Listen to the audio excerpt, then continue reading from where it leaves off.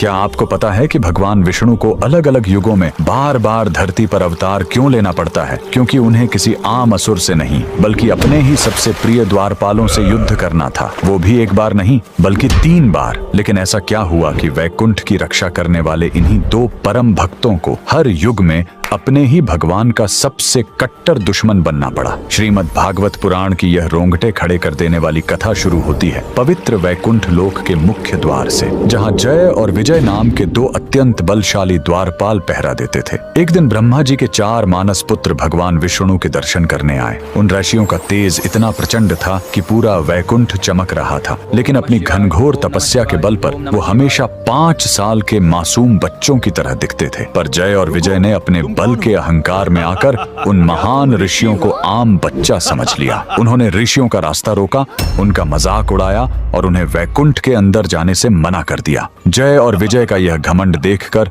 उन चारों ऋषियों की आंखें क्रोध से लाल हो गईं। उन्होंने अपने कमंडल से जल निकाला और तुरंत एक भयानक श्राप दे दिया। तुम दोनों इस पवित्र लोक में रहने के लायक नहीं हो। धरती पर जाओ और असुर बन जाओ। अपने द्वारपालों को रोते और कांपते देख स्वयं भगवान विष्णु वहां प्रकट हुए। श्राप वापस नहीं लिया जा सकता था, इसलिए प्रभु ने उन्हें 2 विकल्प दिए कि या तो 7 जन्म तक धरती पर मेरे भक्त बनकर रहो या फिर 3 जन्म तक मेरे सबसे कट्टर दुश्मन बनो। मैं खुद अवतार लेकर तुम्हारा वध करूंगा, तब तुम वापस वैकुंठ आ सकोगे। जय और विजय अपने प्रभु से 7 जन्म तक दूर रहने की पीड़ा बर्दाश्त नहीं कर सकते थे, इसलिए उन्होंने 3 जन्म के लिए अपने ही भगवान का दुश्मन बनना चुना। और फिर शुरू हुआ तीनों युगों का सबसे भयानक तांडव। सत्य युग में वो बने महाअसुर हिरण्याक्ष और हिरण्यकशिपु। जब हिरण्याक्ष पूरी धरती को पाताल में खींच ले गया, तब धरती को बचाने के लिए भगवान ने वराह अवतार लिया और हिरण्यकश्यप का अहंकार तोड़ने के लिए